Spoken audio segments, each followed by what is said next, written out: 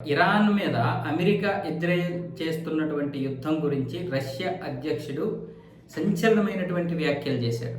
అసలు ఇటువంటి ఆధారాలు లేకుండా ఇరాన్ మీద ఏ విధంగా యుద్ధం చేస్తారు, అణ్వాయుధాలు తయారు చేస్తుందనడానికి ఎలాంటి ఆధారాలు ఉన్నాయి, ఆధారాలు మీరు చూపించండి. మా పరిశోధనలో కూడా, అంటే మేము చేస్తున్నటువంటి పరిశోధనలో కూడా ఇరాన్ ఎక్కడా కూడా అణ్వాయుధాలు తయారు చేస్తున్నట్లుగా మాకు ఆధారాలు దొరకలేదు. ఇప్పుడు మీరు చేస్తున్నటువంటి దాడి వల్ల ఒకవేళ తన ఆత్మరక్షణ కోసం ఇరాన్ కనుక అణ్వాయుధాలు తయారు చేసుకుంటే పరిస్థితి ఏంటి? కాబట్టి ఖచ్చితంగా ఇరాన్ అయితే అణ్వాయుధాలు తయారు చేసుకుంటుంది. అప్పుడు ఇరాన్ని ఎవరూ ఆపలేరు. కాబట్టి మీరేం చేయాలి? ఇప్పుడు అంతర్జాతీయ చట్టాల ప్రకారం ఇరాన్ని నిరోధించగలగాలి. అంతేగాని ఇప్పుడు అన్యాయంగా ఇరాన్ మీద దాడి చేస్తారా? ఇప్పుడు ఇరాన్ని ఈ విధంగా మీరు దెబ్బ కొట్టడం వల్ల ఇరాన్కి విపరీతమైనటువంటి కోపం వచ్చి అణ్వాయుధాలు తయారు చేసి ప్రపంచ వినాశనం కోరుకుంటే మీరు ఏం చేస్తారు? తర్వాత మీ మీద అణ్వాయుధాలు ఉపయోగిస్తే ఏం చేస్తారు అన్న విధంగా ఇప్పుడు రష్యా అలాగే పుతిన్ ఇద్దరు కూడా మాట్లాడుతున్నారు, రష్యా ప్రభుత్వంతో పాటు. అయితే ఇక్కడ ఇరాన్ ఏం చెప్తుంది? మా దగ్గర 11 అణ్వాయుధాలకు కావలసినటువంటి యురేనియం కూడా శుద్ధి చేసి ఉంది అని కూడా చెప్పింది. అంటే అణ్వాయుధాలు ఉన్నట్లే లెక్క.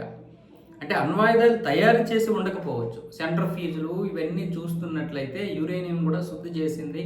400 కేజీల యురేనియం శుద్ధి చేశామని అప్పుడు చెప్పారు, ఇప్పుడు చెప్తున్నారు.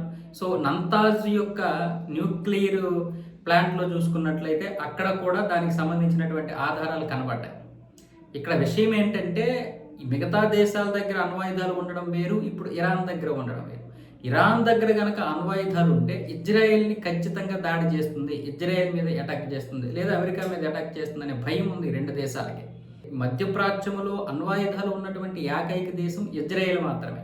ఇజ్రాయెల్ కాకుండా ఏ దేశం మీద అణ్వాయుధాలు ఉన్నా అది ప్రమాదకరమే. పాకిస్తాన్ దగ్గర ఉన్నంత వరకు ఎటువంటి ప్రమాదం ఉండదు, ఎందుకంటే పాకిస్తాన్ అమెరికా చేతిలో ఉంటుంది.